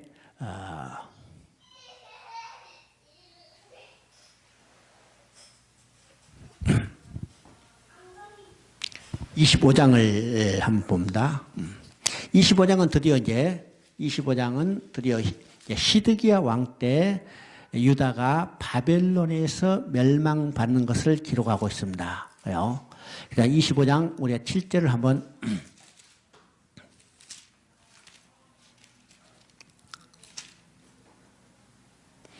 25장 역대기하 25장 7절을 한번 봅니다. 7절 보니까 그들이 시드기야의 아들들을 그의 눈앞에서 죽이고 시드기야의 2눈은 빼고 놋사슬로 그를 결박하여 바벨론으로 끌어갔더라. 그럼 지금 마지막 유다의 마지막 시드기야 왕이 바벨론에서 나라가 멸망받고 포로로 끌려가는 모습입니다. 그죠? 그러면 시드기야의 모습이 어떤 모습이요? 시드기야 아들들이 그의 눈앞에서 죽임을 하고, 인간의 가장 비참한 모습은 자식이 부모보다 먼저 죽는 거예요. 이게 부모로서 가장 비참한 모습이죠. 가장 비참한 모습입니다. 근데 시드기야는 자기가 보는 앞에서 아들이 죽임을 당했어요. 얼마나 비참한 모습이에요? 뿐만 아니라 시드기야는 2눈을 빼고 놋사슬로 결박하여 바벨론으로 끌고 갔다였습니다. 2눈이 빠지고 놋사슬로 묶여갔어요. 이것은 누구의 모습일까? 성경에 나온 사람인데 이것은 삼손의 모습과 같습니다. 삼손도 머리털이 밀려지자 능력이 사라지고, 그래서 블레셋에서 끌려가서 2눈이 빠지고 밧줄에 매서 연자 맷돌을 돌리는 신세가 됐어요. 또 한 사람이 있는데 그 사람은 바로 아담입니다. 아담 하면 성경에 눈이 빠졌다는 이야기가 어디 있습니까? 여러분께 당연히 질문하겠죠. 성경에 없어요. 성경에 아담이 눈이 빠졌다는 이야기가 있어요? 없어요. 근데 눈이 빠졌다는 이야기가 있어요. 어디 있어요? 로마서 1장 20절에 있습니다. 이 말은 우리 마음속에 하나님을 알 수 있는 마음을 주시고 만물 가운데 하나님이 계신 것을 보여줬는데 눈이 빠져 보지 못하는 인간은 하나님이 없다는 거다. 눈이 빠졌다는 것은 보지 못한단 말이죠. 아담이 눈이 빠졌기 때문에 아담이요 모든 인간은 눈이 멀었어요. 보지 못해요. 그래서 하나님이 다 있는 것을 보여주시는데 하나님이 없다는도다. 그런데 우리는요, 만물을 통해서도 하나님이 계신 것을 알 수 있죠. 지금 이 안에, 이 화분에 있는 화초만 봐도 하나님이 계신 것을 알 수 있어요. 이 화초 누가 길러요? 누가 길러? 우리 목사님 물 주니까 살아? 전선생님 물 주니까 살아? 전선생님 여기 가버렸네. 물 많이 주면 오히려 비틀어 죽어요. 오직 하나님이 계시는 겁니다. 그러니까 이것만 봐도 만물 안에 하나님이 계신 것을 알 수 있죠. 나는 그건 참 이제 내 중국에 있을 때 그걸 많이 생각해요. 난 중국에 이제 전역을 돌아다니면서 중국 전역에 작은 하초들을 꺾어다가 집에다가 이제 기르는 겁니다. 그래서 내가 중국에 혼자 사니까 화초를 한 50개 그래요. 50개라. 그럼 그 하초는 비싼 거 뭐 어디서 살 것도 없고 어디서 이제 각지에 돌아다니면서 저런 거 이제 꺾어다가 그 컵에다가 물에다가 이제 꽂아놓고 일주일 동안 갔다 오면 거기에 하얀 뿌리가 쫙 나죠. 그 집에 일주일 동안 아무도 안 살았는데, 그죠? 일주일 동안 아무도 안 살았는데 그 화초에 하얀 뿌리가 쫙 나 있어요. 그 뿌리 누가 나게 했어요? 누가 나게 했어? 하나님이요. 그러니까 그 작은 뿌리 하나를 봐도 우리는 하나님이 계신 것을 알 수 있어요. 아시죠? 근데 눈이 빠져 보지 못하는 인간은 하나님이 없다는도다. 또 아담이 쇠사슬에 묶여갔어요. 그러면 성경이 어디 있습니까? 물어보시겠죠? 성경이 없어요. 근데 성경이 있어요. 이 성경은 히브리서 2장 15절입니다. 일생 죽기를 무서움으로 매어 종노라는 신세에 들었어요. 매어 종노라는 이것은 바로 노예들입니다. 노예는 어떤 모습이요? 손과 발에 쇠사슬로 묶여있는, 착고에 끼어있는 겁니다. 이게 누구의 모습이요? 아담이 범죄함으로 쇠사슬에 묶여갔어요. 아담 이후 모든 인간들의 모습입니다. 그러면 왜 시드기야가 바벨론에 멸망받고 눈이 빠지고 쇠사슬에 묶여갔을까요? 왜 삼손이 바벨론에 포로로 끌려가서 밧줄에 묶여서 연자맷돌을 돌릴까요? 왜 아담이 눈이 빠지고 쇠사슬에 묶여갔을까요? 하나님의 언약을 어겼기 때문입니다. 하나님의 언약을 어겼기 때문에. 하나님의 언약을 어기고 하나님을 배반하고 우상을 숭배하고 악을 행했기 때문입니다. 그러면 오늘 우리도 어떤 모습이 되어야 해요? 하나님의 언약에 신실한 자들이 되어야 하고 하나님 말씀대로 우리가 올바른 신앙생활을 해야 합니다. 그죠? 자, 그게 보면 27절을 한번 읽어봅니다. 27절 여호와 왕 여호와긴이 사로잡혀간 지 37년 곧 바벨 왕의 예열 무로닥이 즉위한 언년 12월 그달 27일 유다의 왕 여호와긴을 옥에서 내놓아 그의 머리를 들게 하고, 자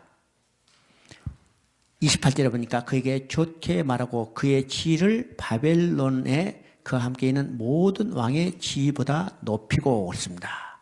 그럼 여기서 이제 여기 여호와긴이죠. 여호와긴은 바로 이 멸망의 직전의 시드기야의 선왕입니다. 선왕이죠. 이건 여호와김의 아들 바로 여호와긴입니다. 이것은 이제 요시야로부터 이어지는 정통성이죠. 이제 시드기야는요, 이 여호와긴의 삼촌입니다. 여호와긴의 삼촌이죠. 그래서 이제 여호와긴을 포로로 끌어갔어요. 포로로 끌려간죠. 포로로 끌려간 지 이때는요 에스겔과 함께 포로로 끌려간 사람 중에 왕입니다. 그리고 이제 포로로 끌려간 지 37년이 지난 후 지금 바사 왕이 뭐라고 써요? 바벨론 왕 에럭무라들 즉위 5년에 자기가 포로로 끌려간 그 여호와긴을 누구라고 불러요? 누구라고 불러요? 유다 왕이라고 부릅니다. 유다 왕이라고 부르죠. 그리고 모든 왕의 지위보다 높이고, 이 말은 지금 나라가 멸망하고 그 백성들이 포로로 끌려갔다지만은 다윗의 왕위는 끊어지지 않았다는 것을 보여줍니다. 그죠? 반대로 이스라엘은 완전히 흔적도 없어졌어요. 아주 족속도 없어졌죠. 그런데 유다는 포로로 끌려갔지만은 그 왕위는 피하지 않고 하나님이 계속 유지시켰다는 겁니다. 그래서 이 왕위는 누구에게 계승돼요? 궁극적으로는 영원한 왕으로 오실 예수 그리스도로 연결돼서 하나님은 예수 그리스도를 통해서 궁극적인 하나님의 계획과 목적을 성취해 가시는 것을 보여줍니다. 이것을 기록한 것이 뭘까? 바로 성경입니다. 성경입니다. 자, 오늘은 이제 열왕기 하까지 보시고 이 다음 이제 역대기를 보도록 하겠습니다. 자, 시간이 많지 않기 때문에 간단한데 지나가려고 했는데 안 돼요. 그렇죠? 간단하게 지나네. 근데 어차피요, 이것은 세어라, 내어라, 논이 뭐 하느니, 그러니까 많이 가든지 적게 가든지, 자, 그 성경의 의미가 무엇인지를 좀 더 깊이 깨달으면서 우리가 살펴보도록 하겠습니다. 기도하겠습니다. 고맙고 감사하신 하나님 아버지. 하나님이 하신 일이 얼마나 선하시고 아름다운지요. 우리 인간의 지혜와 능력으로는 도저히 헤아릴 수 없습니다. 주님, 주님의 선한 주권을 가지고 이 우주 만물을 주관하시고 내 인생도 친히 주님의 선하신 때대로 주관하셨고 인도하여 주시옵소서. 우리의 신앙이 곧 하나님의 절대적인 주권을 인정하고 우리의 절대적인 부패, 절대적인 타락, 무능함을 깨달음으로 오직 하나님 앞에 엎드려 하나님의 절대적인 그 주권을 이루실 그 손길만 바라보게 하셨고 하나님께 모든 것을 다 의탁하는 우리의 믿음이 되도록 주여 축복하여 주시옵소서. 우리 가운데 나타나는 여러 가지 상황과 현상 가운데도 그것에서 하나님의 역사하시는 손길을 바라보게 하셨고 하나님의 능력과 긍휼을 덧입혀서 주님 앞에 충성되고 신실한 주의 백성으로 살아갈 수 있도록 우리를 친히 이끌어 주시옵소서. 하나님 특별히 이 안산 하나교회를 축복하시고 이곳에 나오는 주의 백성들을 불쌍히 여기사 저들이 하나님 앞에 더욱더 큰 담대한 믿음을 가지고 이 땅에서 승리하며 살아갈 수 있도록 주여 축복하여 주시옵소서. 이 모든 말씀 우리 주 예수 그리스도의 이름으로 기도드립나이다. 아멘. 여러분 수고하셨습니다.